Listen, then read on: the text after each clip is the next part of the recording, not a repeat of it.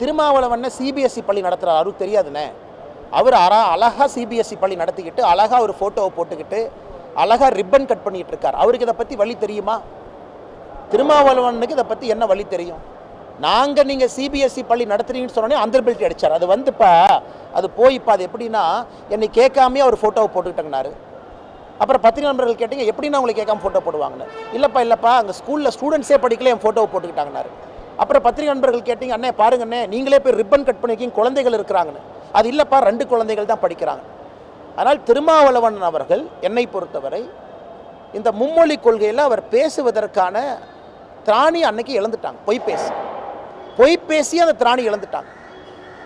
எனக்கு இன்னும் ஆச்சரியமாக இருக்குன்னா ஒரு சிபிஎஸ்சி பள்ளியில் குறிப்பாக 3வது மொழியாக கட்டாய ஹிந்தியை சொல்லிக் கொடுக்கக்கூடிய திருமாவளவன் அவர்கள் இன்றைக்கி தமிழக மக்களுக்கு லெக்சர் எடுத்துகிட்டு இருக்காங்க. இது குழந்தை இருக்கக்கூடிய ஒரு தந்தை தாய்க்கும் இந்த அருமை புரியும். எல்லாரும் வீதியில் இருக்கிறாங்க இன்றைக்கி. ஏன்னா அந்த குழந்தைக்கு உரிமை வேண்டும் என்பதிலே தெளிவாக இருக்கிறாங்க.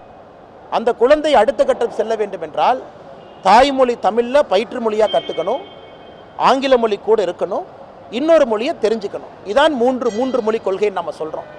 இதை திருமாவளவனை ஏன் எதிர்க்கிறான்னு எனக்கு இன்னுமே புரியல. அதனால் இந்த கையெழுத்து இயக்கத்தில் நம்முடைய வெப்சைட்டை நீங்கள் பார்த்தீங்கன்னாவே தெரியும், இந்த போலி அரசியல்வாதிகளுடைய முகத்தை தோலுரித்து கொண்டிருக்கின்றோம். அவங்க சொன்ன பொய், அவங்க நடத்துகிற பள்ளிக்கூடங்கள் எல்லாமே. அதனால் எங்களுக்கு ஒரு நாளும் இது வெற்றி தான். இது யாருமே எடுக்காத ஒரு விஷயத்தை பாரதிய ஜனதா கட்சி தைரியமாக எடுத்திருக்கிறோம். தமிழக மக்களை நம்பி அதற்கு ஆரம்பமே கடந்த 24 மணி நேரம் பார்த்தீங்கன்னா மிகப்பெரிய எழுச்சியோடு மக்கள் ஆதரவு கொடுக்குறாங்க. நாங்கள் கடைசி வரை இதை வச்சிருக்கோம். அதற்கு முன்பாகவே 1 கோடி கையெழுத்து என்பதை எங்களுக்கு கிடைத்துவிடும் என்கின்ற முழு நம்பிக்கை எங்களுக்கு இருக்குது.